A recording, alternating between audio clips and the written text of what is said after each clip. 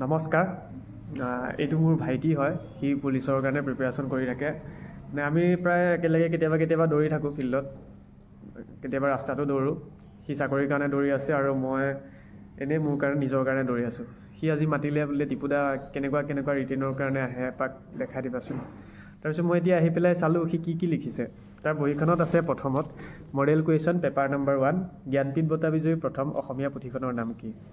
option আছে হালধীয়া চৰাই বাওদান খাই মৃত্যুঞ্জয় অন্তৰীপ আৰু আপোন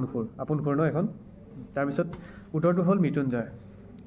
এতিয়া সি উত্তৰটো লিখি থৈছে মৃত্যুঞ্জয় জ্ঞানপীঠ বঁটা বিজয়ী প্ৰথম অসমীয়া পুথিখনৰ নাম ৰাইট মৃত্যুঞ্জয় কিন্তু এইটো মডেল কুৱেশ্যনহে হয় এইটোৱে নাহে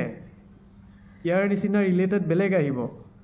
যিটো লিখিছে সি সেইটোহে পঢ়িছে এইটো পঢ়িলেই নহ'ব মানে তাক মই সেইটোকে বুজালোঁ যে জ্ঞানপীঠ বঁটা বিষয়ে যিমানখিনি ৰিলেট আছে তাৰ গোটেই এটা ডিটেইলছ নিজে নোট কৰিব লাগিব প্ৰথম জ্ঞানপীঠ বঁটা বিজয়ীজনৰ নাম কি জি শংকৰ কুৰুপ এতিয়া তোমাৰ প্ৰশ্নটো এনেকৈ আহিব পাৰে প্ৰথম জ্ঞানপীঠ বঁটা বিজয়ী অসমীয়াজনৰ নাম কি সেইটো হ'ল তোমাৰ বীৰেন্দ্ৰ কুমাৰ ভট্টাচাৰ্য প্ৰথম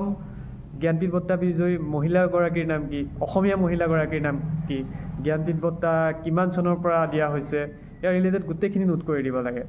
তেতিয়াহে মানে ভাল হয় নহ'লে MCQ যিকোনো এটাক এনেকৈ পঢ়ি গ'লে বহুত লছ খোৱা যায় তাত তুমি পঢ়ি যাবা এটা আহিব এটা তাক এইটোকে কথাটো বুজাবলৈ হৈছে মানুহে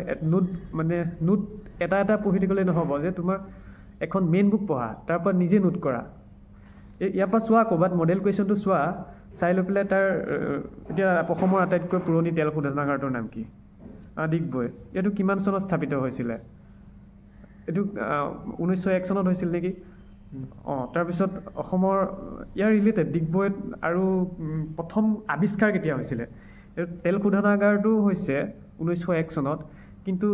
তাত যে তেল আৱিষ্কাৰ কিমান চনত হৈছে সেইটো এটা কুৱেশ্যন ৰিলেটেড তুমি এতিয়া পঢ়ি গৈছা তেল শোধনাগাৰটোৰ নাম ডিগবৈ কিন্তু আহিব ডিগবৈত তেলৰ আৱিষ্কাৰ কিমান চনত হৈছিলে যিসকল ভাইটি ভণ্টিয়ে পুলিচৰ কাৰণে হওক বা ADREৰ কাৰণে হওক নতুনকৈ প্ৰিপেৰেশ্যন কৰিছে যিসকলে নতুনকৈ কৰিছে দেই তেওঁলোকৰ কাৰণেহে এই ভিডিঅ'টো বনোৱা হৈছে ভাত নাখাওঁ